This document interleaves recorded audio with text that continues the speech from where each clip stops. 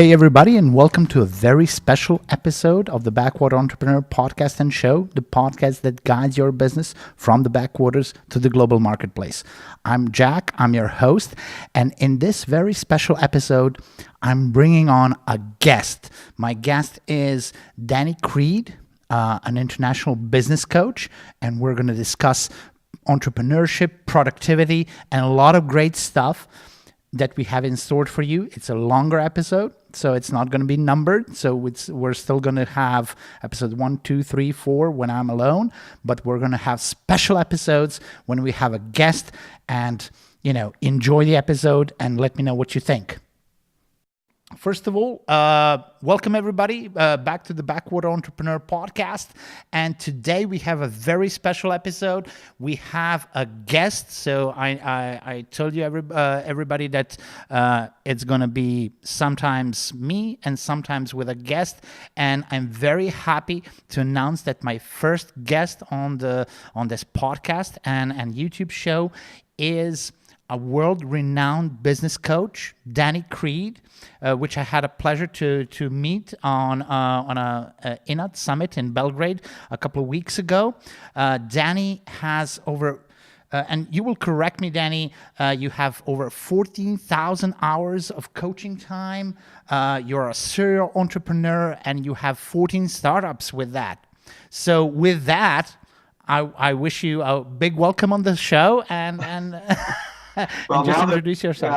I just found out we have video. I might explain why I don't have any hair. Is that I've done 14 startups. It's been a good life though. Thank you for having me, Jack. That's not a problem, and we're very glad to have you. So, can you tell me?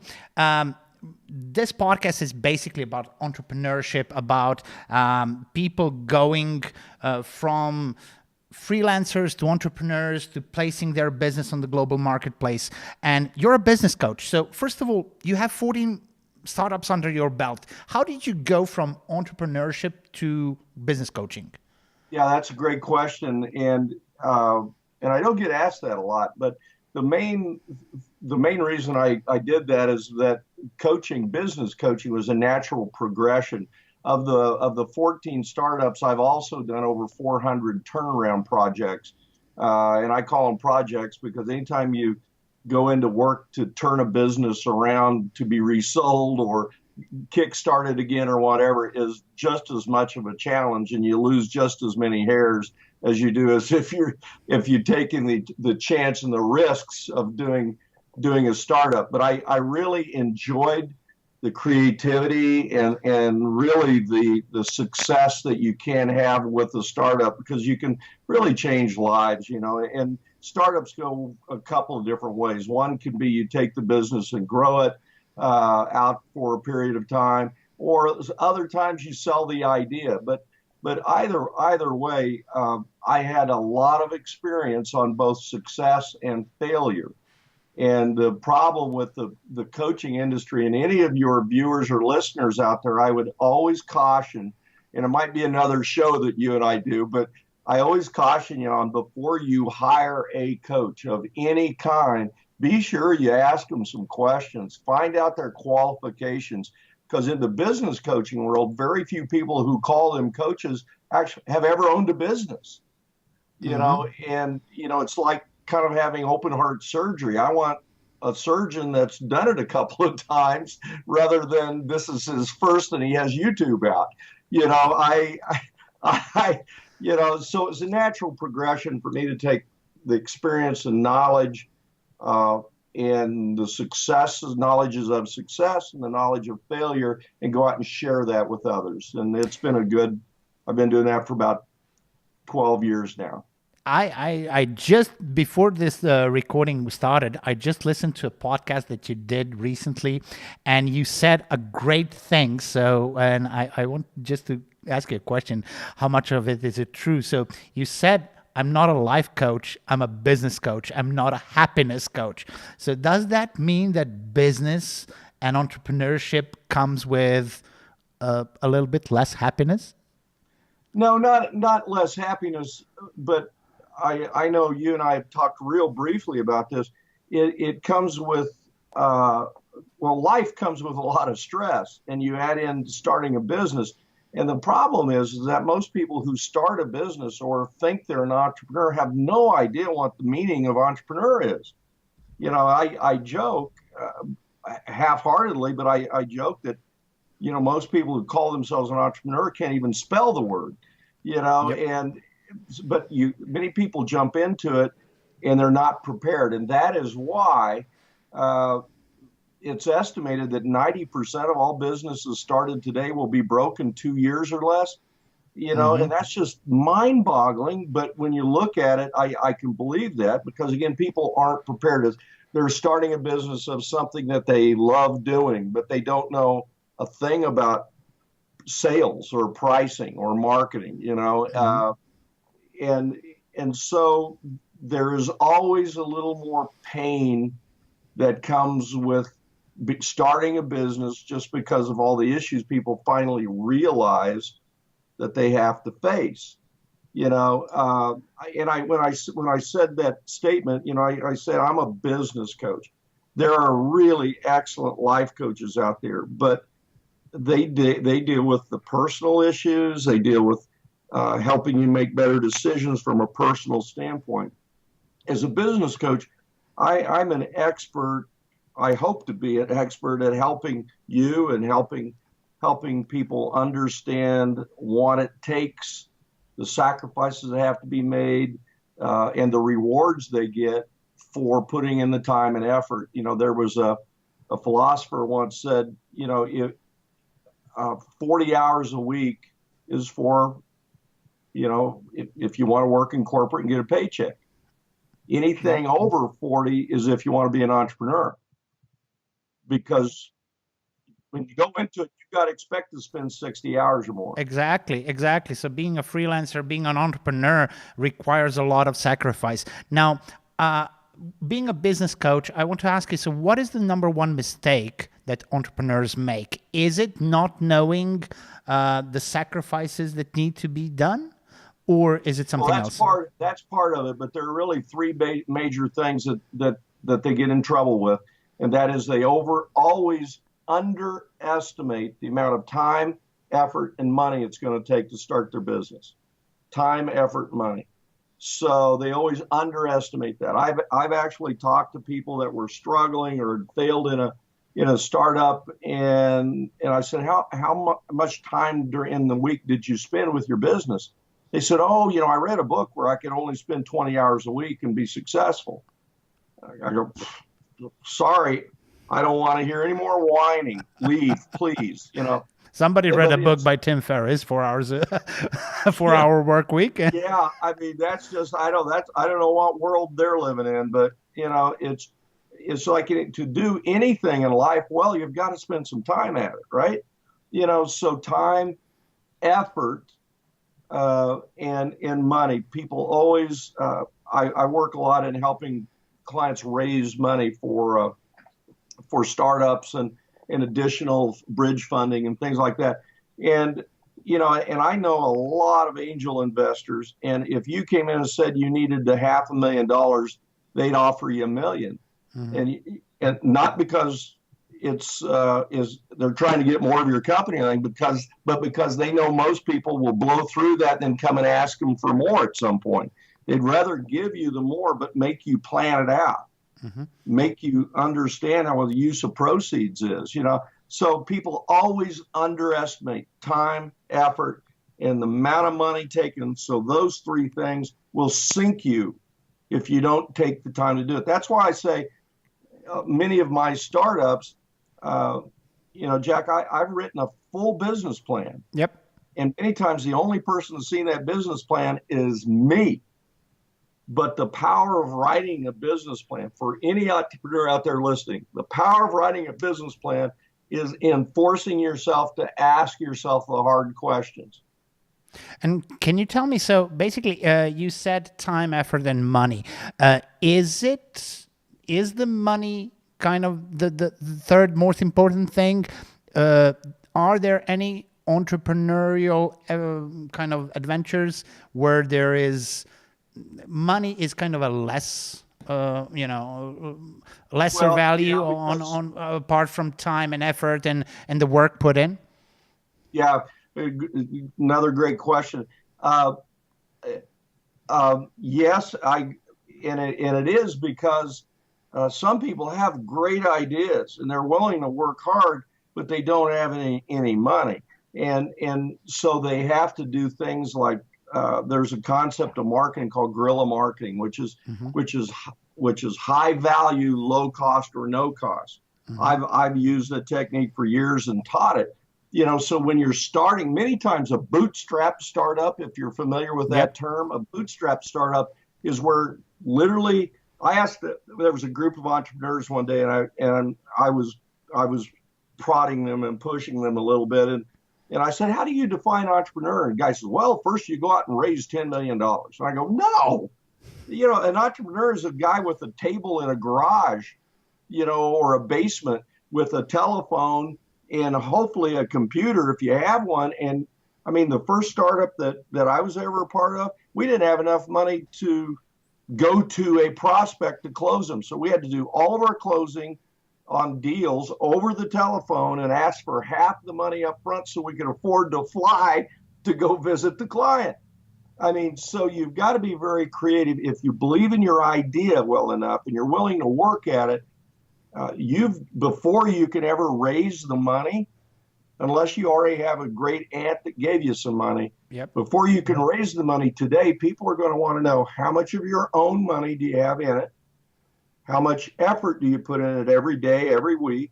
They're going to want to know what you have in it before they'll give you any of their money. Exactly. So if you go out and ask for $1 million or 10 million or 20 million or $500,000, there's more money out there in the world than ever before for investment. The problem is people are getting much, much more careful who they invest in and how. Yeah. Okay. So the first question they're going to want, no more will they say, man, that's a great idea. Here's $1 million. They're going to say, that's a great idea. What have you done with it so far? How much money is it generating so far? How much of your own money and time do you have into it? And on and on and on. Then they see that you've got a commitment to it. Then you can get money today. But you've got to be able to monetize it somehow, some way, whether you have money or not. Exactly. So I wanted just to strive on that and say that being in a digital world nowadays, it's more easy than ever to start your own business. So you don't have to have millions of dollars in capital before you even launch an idea or monetize it and ever hope for an investment. So that's not something that should stop people from going in and testing their idea, testing the MVP, testing the if somebody will buy it, if it's a good idea or anything like that. So going further, so is mindset then the biggest factor in being an entrepreneur? Absolutely. Absolutely. And I usually do an exercise with clients or groups that I work with, and it's based on the research that the Carnegie Institute did on what are the traits of a successful entrepreneur, and or anybody that's successful. And they broke it down that there were, of all the traits you could list, and what I usually do is stand in front of people and we list one-word traits. And we've listed as many as 85 to 90 in a session. Well, the Carnegie Institute broke it down that there's really three categories that fall out of that. The first is attitude, the second is skills, and the third is knowledge. So once we have this big long list, then I ask people to go in and I say, okay, let's attach an attitude, skill, or knowledge to each one of these words. And I will tell you, every time I've ever done this, Jack, every time, 85% of those words represent attitude. 85%. Amazing. American car maker Henry Ford once was famous for saying, if you think you can or you can't, you're right. Yeah. You have to, as an entrepreneur, consciously say, I'm going to do anything and everything necessary to be successful. Number one. The second thing that gets in the way that you have to consciously be aware of is that if you're not willing to change your thoughts, your idea, your project, if you're not willing to change along the way, then don't do it. Yep. But attitude is the main thing. You've got to consciously accept the fact that I'm going to have to work harder than anybody else, that I'm going to have to commit to certain things. My new book that I'm working on right now, that I was on late last night, is called, right now the working title is Managing the Grind, because I believe every successful business person and entrepreneur today, male or female, wherever you're at in the world, must understand their grind. And their grind being, what do I have to do every day, no matter what, whether I want to or not? What do I have to do every day to be successful and keep driving towards success and my goals? And you have to list those. Once I listed them, I had like 20 things that I do every day, no matter what. I do a daily planner every night. I get up and exercise. I do this and this and this. I read. I do these things. And the thing is, with an entrepreneur, they don't understand what their grind is. They get in a little trouble and they start moaning and groaning and whining and blaming, and the government is holding me back and the taxes are too high. Well, that's baloney. You've heard the line, is the glass half full or half empty, right? Well, I've kind of changed that in that there's two mindsets that people have. One is a survival mindset, and the other is what I call a thriving mindset. Mm-hmm. Now, most people, believe it or not, well, if you think about it, live in a survival mindset. They live in a mindset of, well, I just hope to make it through the day. I had a guy tell me when I was researching my first book, he said, yeah, when I go to work, it's pretty strong goals I have. My goal is to go to work and break even. Yeah. and I just can't even imagine that, but so you can have a survival mindset or a thriving mindset. Is glass half full, half empty? Well, the thriving mindset now says, yeah, it's neither, because I can refill it. Yeah. I have the capability of refilling the glass, so it's not either. And that's the mentality that an entrepreneur has to have. If you have any doubts in your product, people are going to see it. They can smell it. If you have any question of if you need to work extra to get something done to move it forward, then you shouldn't do it. It's all about, you have to have, no matter what. It's like, the famous Thomas Edison story of how many tries it took to make the light bulb. I just heard Dyson out of UK, the vacuum cleaner guy. He said he had 5,000 prototypes before he found the one that worked. Now, is that a winning, thriving mindset, or is that a surviving mindset? That's persistence.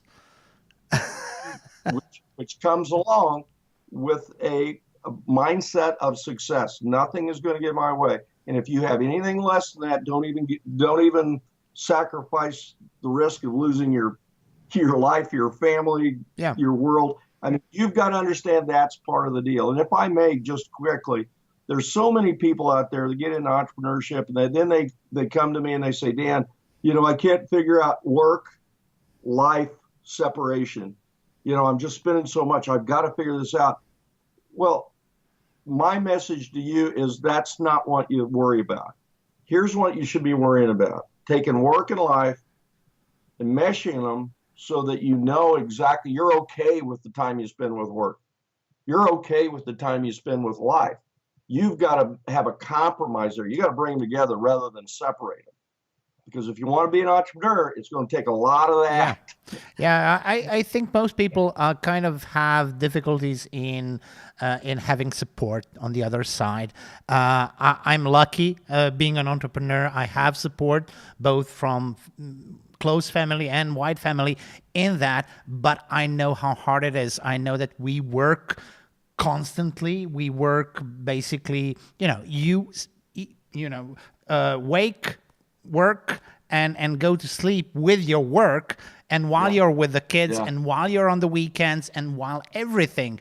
And the question arises: do you have the luxury of spending some time for yourself without having feeling guilty about not working?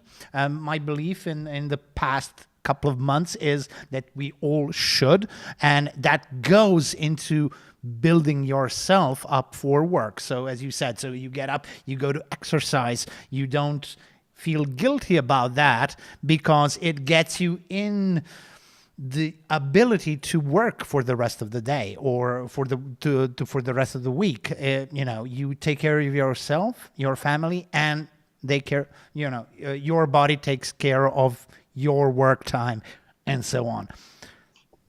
Yeah, well, here's a little tip for that, just for, again, your listeners, in that the best way to do something like that is to plan for it. You should be, I'm a big time management freak. It's really important to me of prioritizing everything you need to do, then managing the time around it.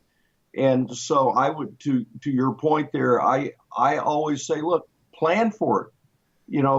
Plan for your time off. I plan for my time off to go to a movie or go for a hike or something. I just put it in my time plan because it's a high priority thing that I have to get up and go do this. At every Tuesday night, I go play music someplace. On Friday afternoon, this afternoon through Sunday, there's a whole process that says most people will go out and do things to relax their physical body. But very few people do things, particularly executives and startups and entrepreneurs, do anything to relax their minds. So my friend and pretty famous, one of the top in history, business and personal development people, Brian Tracy, taught me that. He worked with Harvard University, and they found that you needed about 34 straight hours of relaxing the brain. So I planned that every Friday afternoon about 4 o'clock, I shut off everything. I only check phone for if and it's that's a not client including sleep, or right? family. Not including sleep. But I only check the phone if it's family or a client calling. And other than that, I don't check email until Sunday afternoon at a very specific time. Then I check my email. Then I check any voicemails, and I do all that. But you have to have that time off. You have to go for walks, have a time to go read a book. Every night before I go to bed, part of my grind, because I love it, but sometimes I don't want to do it, is I sit down and read for at least 30 minutes. And that's very important. So we need to build ourselves up for, constantly. And it's not about, I finish school and then I know everything. So in today's world, we constantly need to learn.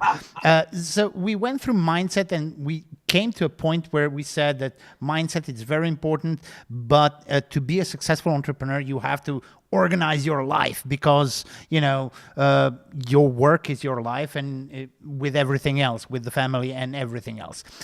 Can people learn to be organized if they're not?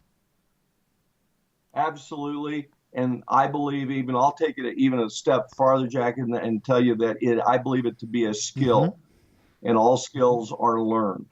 You can't, if you talk about mindset, if somebody sits back and goes, well, I'm just sloppy, or, I'm just disorganized, no matter what. Well, what is that, a mindset? Yeah, it's a mindset. You're telling yourself, you're giving yourself a cheap excuse to not go get in shape, not go exercise, to not think properly, to not have to think. That's lazy thinking. To say, oh, I can't learn that. I'm better working with my desk stacked up high. I mean, it is a discipline. And I was very honored at the summit that you attended my priority management course that I believe in. And that is a skill that I teach. And I teach it to I teach it to executives of billion-dollar companies. I teach it to startup guys. But it's something that I've gone as far as believing that if you apply a process of prioritizing and managing time, that you can double your productivity in 24 hours if now, you use is being organized the same as being productive? No. Okay, so you can either be productive, and I'll shift that a little bit. You can either be productive or you can be busy. Okay. Okay, so being productive means that you have a level of organization for you, that you have that to help you, because organization to me, for instance, on daily tasks, organization is in 1928, one of the greatest books ever written about business and personal development was Think and Grow Rich by Napoleon Hill. It's the Bible. I've read it 30 times. It's the Bible of business. Some of it's very dry and terrible, hard to read, but it's just a business classic. And you can tell, I've had people say, so what's it about? I go, listen to the name, Think and Grow Rich. But it talks in there all the way back then about planning your next day the night before. And the reason you do that is I can list you about 10 different terms for it, but everyone from the, Schopenhauer to great philosophers to business development people call it the universal mind, the law of attraction, whatever you want to call it. But the clearer that you can ever become on what is important for you to do the next day, even issues that you're going to take care of, your mind will work on it all night. Have you ever had a great idea in the shower in the morning? Yep. Well, that's because you probably were thinking about it when you went to bed. So back to your organization, if you're organized enough to force yourself to certain disciplines. For me, one of those disciplines is a daily planner I do every night before I go to bed, no matter what. Here it is. I've done it every night for 40 years. I save these and put them in a file over here. But I know exactly who I'm going to see and what time I'm going to see them and what I need to do in between those calls. And that's an organization. Now, by being organized, I can then sit down and say, what is of all the things I think I need to do tomorrow, which has the highest priority? A priority being consequence. So in today's world, being organized is saying, do I need to do this? Is that productive? Or is that just being busy? Because again, my philosophy for any entrepreneur is we get into this mindset of we have to do everything. And the fact is, there was a German philosopher who said, never allow the most important things in life to be at the mercy of the least important things. And he said that in 1780. So this isn't a new concept, but it's not. I just want to go back one step before. So we're going into some of the tools to make you more productive, which are lists and doing the most important thing first. Now, in entrepreneurship, we often, especially in startups, we often hear people being a one-man show, and people often start being a one-man show. So, and you just said it's not realistic to do everything yourself. So that's right. Where can people, what is the advice for people that need to be a one-man show in the beginning? Wow, that's great. Well, again, it's even more important to be doing only the most important things. Okay, so we'll start with that. Again, that's where a priority management system helps. Because again, if you I see a lot of and I've done it myself. You see a lot of quote unquote one man shows. You sit there and go, oh boy, I've got 87 things I need to do today. Well, if you really prioritize it, you probably have 3 things you need to do. What's the highest consequence if you don't do it? So that's the first thing. Master prioritization. You've got to do it. Otherwise, you're going to be. I had a startup guy in California once that I worked with. and he was starting up a gym, an exercise gym, to get National Hockey League players in shape. And he was literally working 20 hours a day, 7 days a week. And by the time I got to the guy and was working with him, I said, make a list of everything you do in a day that you think you need to do. And one of those things was he was driving across Los Angeles 2 hours, 3 times a week to go pick up vitamins at a warehouse to take back and sell in his gym. Now, let me ask you this. For a guy that's pretty much a single guy running this business, does he need to be spending 12 hours a week driving to go pick up vitamins? Is that the highest consequence thing he could possibly be doing in those 12 hours? No. You could get a courier, we found. You could get a courier to do it for $8 an hour. So he was wasting 12 hours of productivity that he could spend on more highly important things that only he can do. See, that's the key.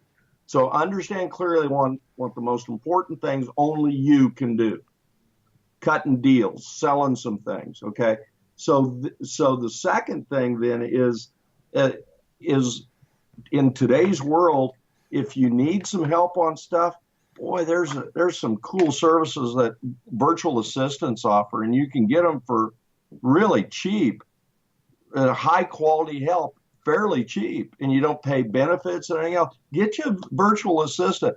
Find one of the things I've done over time is that I'll find people that are independent and they can help me out, but they don't have to be an employee. I hired a lady a couple of years ago that does all my social media marketing. Well, I'm good at it, but it's not really something I ought to be spending, 10 hours a week. So outsource. Yeah. So understand what you can. Here, the key is, Jack, is that what can you get someone else to do? What can you delegate to someone that doesn't have to be an employee? And then if you're doing only the most important thing, then your business is going to thrive. Then you can afford to bring on the people when you need it, but have a plan. Put that in your business plan. So basically, the key point is that, and you and I talked about this when it was my question on the summit. So basically, for people who are just starting up, yes, you need to do everything, but you need to have a plan that when you grow and when you know that the most important thing that you do is actually making money, however it is. So, but whether making calls or going on meetings or doing the work yourself. So basically, you can plan to outsource everything you don't need to do to assistants, to your employees, future, whatever it is. And basically, that's the way to delegate things so you can be there for the most important thing. You also mentioned, I remember that from the summit, so having that kind of a mindset that you want to have in the mind what is not what is your current salary, but what do you want to work for, and that to behave like that, right? Yeah, one of the things that most entrepreneurs don't understand is the value of their time. Okay. And that isn't based on what you're making right now, because most of us weren't making anything. We took a dive, we had some money saved or something. So you have to, the key to, I do a very high level goal setting process that I work with all my clients on, not everybody, because it's just it's a raised mindset approach. But one of the things that I ask people to do, as I did in the summit, is I said, look, what is your goal for income? Is it 50,000? Is it 500,000? But any goal setting book I've ever read, the one thing they all agree on is that you've got to write goals as if you've already achieved them. Okay, so let's say your goal is $100,000. Okay, if your goal is $100,000, you've got to think every day that I am earning $100,000. I have earned $100,000. So if you do that, if you say $100,000 in the U.S., we have an organization called the Bureau of Labor Statistics. It's just somebody that tracks the workforce. Okay, So they say that the average person will work a 2,000-hour year. Okay. So you take that 2,000 hours and divide it into whatever your goal is. So that would make, if you had a $100,000 goal, that would make your hourly value 24 hours a day, make it at $50 an hour. Okay. So with that, you have to ask yourself as you get ready to do something, is this a $50 an hour job for me? Or is it an $8, $10 an hour job? Yep. That's one of the best ways to evaluate if you should be doing it or not. The second evaluation is just asking yourself, am I the only one that can be doing this? You know, but you've got to say if your goal is 200,000, you don't have to tell anybody. But I hope your goal is 200,000 or more. If it was 200,000, you're worth $100 an hour, 24 hours a day. So before you do something, ask yourself, is this a $100 an hour task, or should I spend $10 and have somebody? Yeah, just don't do that when you're talking to the family and the wife. So that's right. And you mentioned something. Yeah. And you mentioned something earlier that I want to comment on really quickly. You know, I was taught, I've had some really good mentors when it comes to startups and things like this. And one of the great ones told me once, he said, look, if you really want to simplify it, there's really only two purposes and two strategies for any business, any startup, even establishment. That's it. Only two. Not all these hundreds and hundreds of strategies and tactics. There's only two. And the purpose of a business, the first is create value. The second is generate revenue. If you're not creating value or generating revenue, don't do it. Yep. I mean, you can hire somebody else to go get the mail. I knew an entrepreneur one time that was spending 2 hours a day just driving to a mail post office, getting through traffic, getting the mail, and coming back. It's ridiculous. It's 2 hours. That's 10 hours a week. That's a whole day, you know, that he could have been focusing on something. So generating revenue, creating value. Now, the two strategies then are acquisition strategy. How do I acquire clients? And then how do I retain clients? Now, many customers have an acquisition strategy, but I'm telling you, 90% of the people I've worked with have no retention strategy. How do we keep them? So if you think about what is my priority as a business owner and entrepreneur, my priority is create value and generate revenue. That's it. Everything else, I think I would be a perfect fit for somebody who knows how to attain new clients, and I would know how to keep them. So that's always been my problem, or reverse, in that sense. So we have about 60-70% returning clients because of the good service, but it's just we always need new clients because it's that type of service. So it's not, yeah. And that's the sales side. And if I might just. One other thing, because I get ideas, you know, pet peeves and such. You know, you haven't asked me, but I get asked a lot. What's the one trait an entrepreneur needs? And I will always say, you need to learn how to sell. I don't care what you think about it. If you're going to be an entrepreneur, shut up and learn how to sell, because you're going to be selling all the time. You're going to be selling your wife on letting you keep doing the thing. You're going to have to sell bankers. You're going to have to sell investors. You're going to have to sell your kids on why daddy's gone so much. You're going to have to sell employees. You're going to have to sell everybody. So get it out of your head that you don't, you know, that's not you. Because if you don't believe that you're in sales or understand it, you're not going to make it. So that's a fantastic point. Somewhat. That's a fantastic point. And sales is really one trait that an entrepreneur needs, and another is communication, which goes with that. So introverts are very poor entrepreneurs in that sense.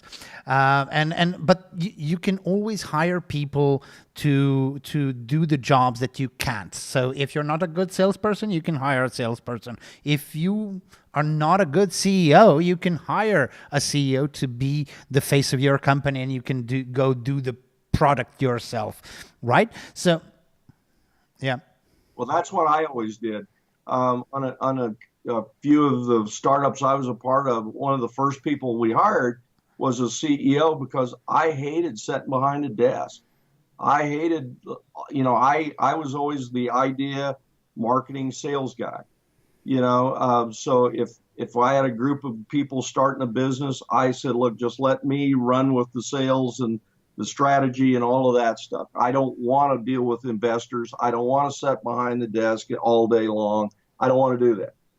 But that's part of it. But again, if you're just building something up, bootstrap by yourself, I mean, you've got to figure this stuff out. And one of the things you have to do is learn how to sell. Because again, I mean, it just still kills me how people go sales. Well, I go, well, I'll see you in the unemployment line. Exactly. I want to touch on two more points, and one really quickly. So you said everybody needs to learn to prioritize based on your consequences. Yes, sir. So what is your take on prioritizing the tasks versus prioritizing the consequences?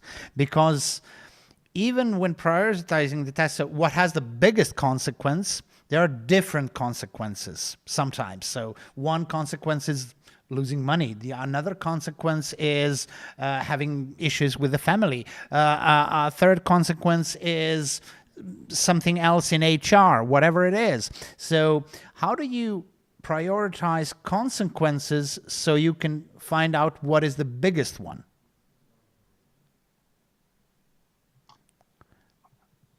That's an interesting question. I don't know. I've cool. Ever been So asked it's a first question. I think the key there is understanding what,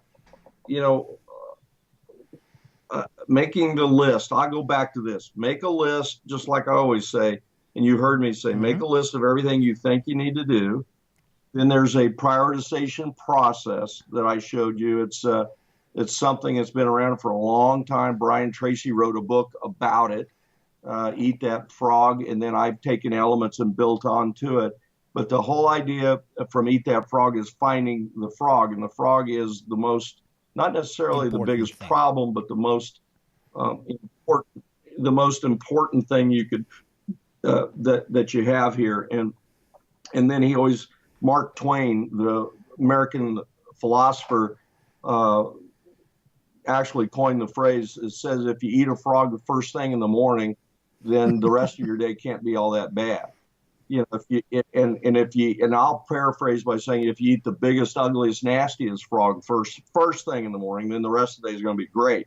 So I, again, make your list and then go through that list with this prioritization process. An A task is one, and put an A, B, C, D, E beside everything on your list.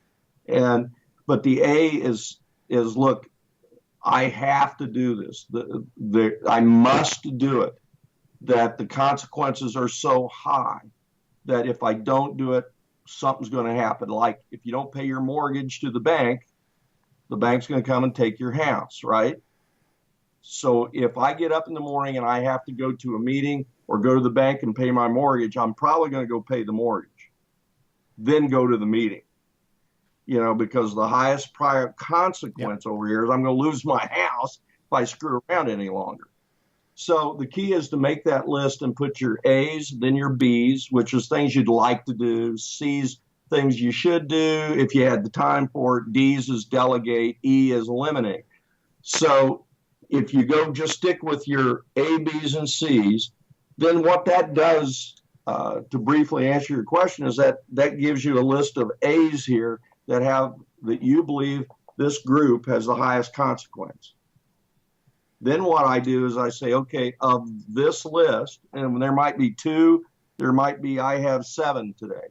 So there might be 2, there might be 7. So then I look at that list and then I go, okay, of these 7 things, if I don't do which one, if I don't do any of it, which is the one on this list that if I don't do it, it's going to hurt. It's going to hurt the most. Now you're prioritizing the prioritized list. And you're saying, and it could be, and that's why I say don't separate family with business and all that. It has to be together. If you see one of the issues is you've got to make the the soccer game, the football game with your daughter. Well, I'd make sure I move everything around so I'm absolutely there because it's her birthday too.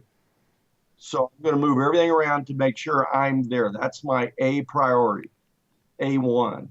And that's the answer to the question, basically, to have everything on the list, as you said in the very beginning. So work-life meshed with prioritizing the list. It's not all about business, it's your life. So you need to do a list on your whole day. It's your life together.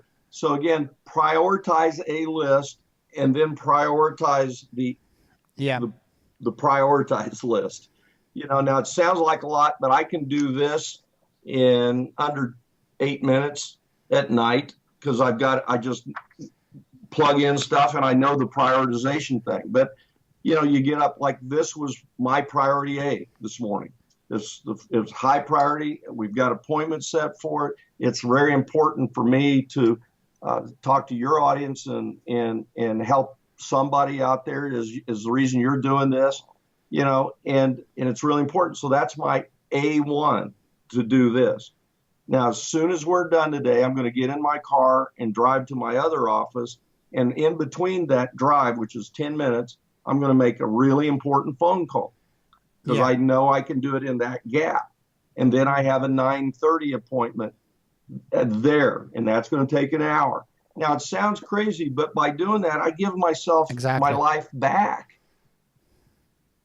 I know people, I know financial planners, real estate people that have worked 85 hours a week for 20 years because they never prioritize anything. They just try to get everything done. So the question comes back, we'll bring it back full circle. What can I do and only I do, if done well, will move me forward? Is that if someone else can do that as well as I can at a lower price, they're going to do it. And then what is the highest priority to meet my personal and my business goals together? What's the most important thing I should be doing now? I talked to a pretty famous business Hall of Fame business and personal development gentleman, and he travels all over Asia and such. And I asked him one time, how many emails do you have when you come home? And he goes, usually I average 6,000.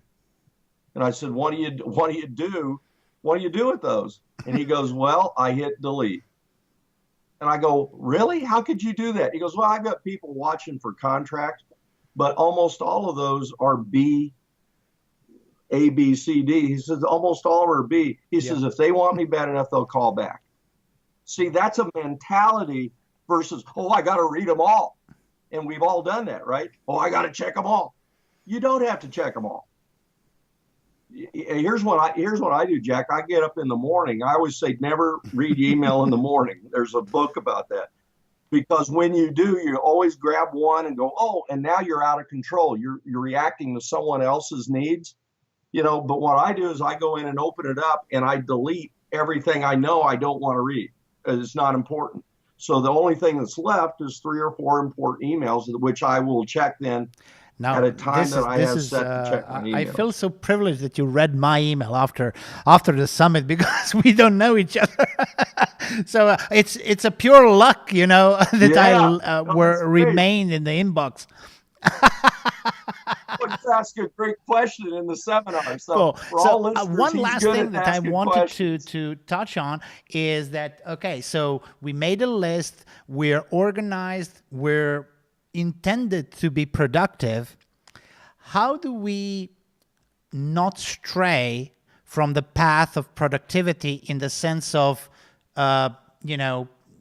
checking the emails every 5 minutes, telephone ringing, somebody coming up to us and asking us questions, going to a meeting and then, one thing leading to another. So how do you kind of control the environment to keep on the task at point? So any tips on productivity on that? Yeah, two things I can think of right now. One, One is the simple word of discipline. I talk a lot about this. You've got to be really, really disciplined to protect your time. Because there's going to be people in the office and things that you allow. I call them yappers. There's going to be yappers that'll walk in and go, "Hey, Jack, what are you doing?" "Well, I'm working." "What are you doing?" "Well, just, did you see the game last night?" They say that 50% of our productivity is stolen by yappers, people who are just going around stealing time. I call them time vampires. They're just sucking the life out of you, so you've got to watch it. You got to be disciplined not to allow that. The great investor Warren Buffett said one time that great managers and entrepreneurs have mastered the word no.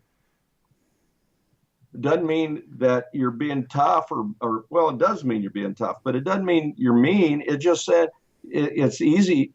You've got to discipline yourself to say, no, not right now. I'm busy. There's a discipline to focus. Okay. And that's really, really key. And, and there's a couple other things that you can do, but the hard part about it is being disciplined to say, no, I can't talk right now, focusing on it.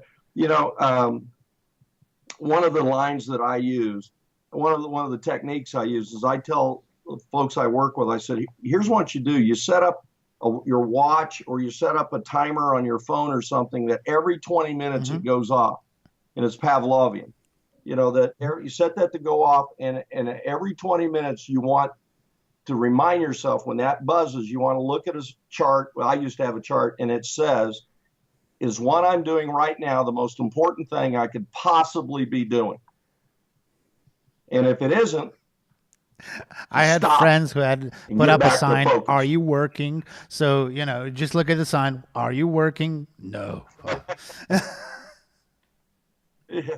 Well, it's a fact of asking yourself, is what I'm doing the most important thing I could possibly be doing to move my goals forward? And if it's not, you have to stop. You have to stop, and you have to focus, and you have to go, okay, I need to get back to it. Because, we don't have time today, but I'd love to tell you about the most fascinating research of what's happening in our world, wherever you're at. It's called interruption addiction. And it says that we get interrupted so much that we've just given into it. So we become addicted to the interruption. It's a notification. Everybody's living on mobile phones. Yeah. Your cell phone buzzing, your pop-ups coming down here while we're talking. And after a certain point, we become, have you ever saw a group of people sitting at a table and somebody's phone buzzes and everybody goes. Is that mine? Is that yours? Is that, Well, the brain actually gets, anytime that buzzes, the brain, we're training ourselves to get, your brain actually reacts by. And you actually get jealous if it's not yours. Yeah, somebody else is calling you. When is calling me? And you think about that. You saw some of the statistics. I mean, the statistics are crazy on how many, and one of them is the average millennial, let's say, checks their phone 18 times an hour because of an interruption addiction. Now, the other statistic that Harvard University came up with was that once an addiction happens, it takes 17 minutes for the person to get back on focus. So if you're interrupted 18 times and it takes 17 minutes to get back on focus, you multiply those two, it means you're never back on focus. If you're going to be an entrepreneur, you will not exist. And it's a good, if you allow that to happen. One good thing to do from my experience for the listeners is block out your time if you have anything to do. So if you have that blog to write, if you want to do calls, if you want to check emails, block out the time in the calendar. You actually put a meeting for yourself in the calendar. So at 9, I'm going to do my emails, and I'm going to do it at 9, at noon, and at 5. Or I'm going to write that post, at 2, from 2 to 4. And that's it. You take that time. I know I'm always postponing the thing that bothers me the most, in the sense that, oh, I'm not inspired today, right now, so let me check that post, let me do the shares in the event room and everything else, that I'm not just sitting and doing content. And that's wrong. Yeah. If you'd like, I could send you a copy of what we call a time block calendar that you can go in. It's like an Excel spreadsheet that you can put color codes on different days, and it's broken out in 15-minute increments. And I use that a lot for set meetings. When I was one of the busiest coaches in the world, I mean, I used this thing and blocked out. People couldn't figure out how I could still do 5 prospect interviews every week, because I was complete. Well, I blocked out every day between 11:30 and 1:30 that I would take somebody to lunch. And if I couldn't find somebody to take to lunch, I took my wife. But I was still doing 5 presentations, 5 prospect presentations every week. And a lot of people couldn't do, 1. And the reason it was is I blocked it out. I didn't schedule anything around it. And so I do the same for checking emails and those kind of things. Just keep my day organized. So I'd be please glad send to share that over, with you and your I'll link it in the description of the podcast and on YouTube. So Danny, we're closely coming to the end of the show. I want to tell you that it's been a fantastic ride, and I'm so glad that you are a guest on my podcast. For the end, what would you recommend? What would be your recommendation for the listeners of the Backwater Entrepreneurs? So Backwater, in that sense, I explained it in the first episode, is, in my opinion, if you're targeting the global marketplace, no matter where you are. So you're in the US, I'm in Europe. If you're in China, if you're in Africa, you're in some kind of a backwater considered for the global marketplace. So for anybody out there doing online business, your recommendation and one thing that you would leave them with. Again, understand everybody has a different definition of this, but one of the things that if I was your coach, Jack, I would ask you, and I would look you right in the eye, and I'd sit here until you answered me. And then we'd sit here for a month if we had to understand the definition. But most people have never sat down and defined the definition of success for themselves. What does success look like? Is it this? Is it this amount of money? Or I've had people say, well, it's this amount of money. I've had people say, well, it's the ability to take a vacation. I know guys that are highly successful with money, but they haven't been on a vacation in 7 or 8 years with their family. So what does success mean to you? And what are you willing to do to get that? Yep. No, for everybody. I'm saying that for people. How do you define success? Most people, because again, my definition of wealth, for instance, is much different than my family's definition of wealth on the farm. I'm farm family, I define wealth much differently. I define success much differently than other people. So understand what your definition of success is, because that will then dictate. I had a guy one time came to me and says, well, I want to be as successful as you. And I go, well, here's what I do. 1, 2, 3, 4, 5. And he goes, I don't know whether exactly I the people you're talking about. So understand what you want out of it before you do it, and then be very clear, and then only do the most important things. Again, we're either creating value or we're generating revenue. And if you have any questions on that, I'll be glad to come back on your show, Jack, and we can answer them for your listeners. But I'm telling you, if you come into my office, there's 5 dry erase boards, and all 5 of them, at the top of them, say clarity. I will tell you that most businesses who fail and most businesses who make it either have an abundance of clarity or a lack of clarity. And I say clarity, I'm telling you, 90% of a lot of the people I work with can't tell you truly exactly who their target audience is. They can guess at it, but most of them have no idea. It's what they were told it should be. It's what they read somewhere, but they don't know. So get the clarity in your business and then work really hard. Understand what you're getting into. And the line I always use is, I'm pretty pointed about it. I said, then shut up. You're in control. I don't care how bad the economy is or anything. There's always one person in every market, in every niche, that's just winning every day. And the reason they are is that they're not going to listen to anybody else. I'll close with this story. Sam Walton is a gentleman who founded the Walmart stores. He's one of the richest men in the world. And Sam was once asked, in the worst economy the United States had ever had, said, Sam, how's this terrible economy affected Walmart? He goes, it hasn't. And the reporter said, well, how could it not? He goes, we chose not to participate.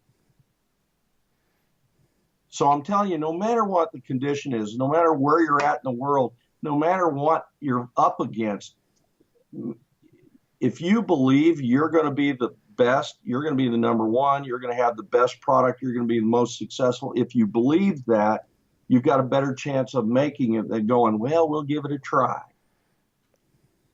You know, you don't have to participate in the negative thinking. So I just urge everybody to work really hard, be very clear. Don't be selfish with your time, and understand what you're getting into. And, you know, it can be the most painful thing you've ever done, or it can be the most wonderful thing you've ever done. But you choose that. And that's a fantastic closing line from Dan. Dan, thank you very much for being on the show, Backwater Entrepreneur. We're very proud to have you, and we would be very glad to have you again anytime you have the time for us. So for everybody out there, this has been a special Backwater Entrepreneur with our guest, Danny Creed, a business coach. And we bid you farewell until the next episode.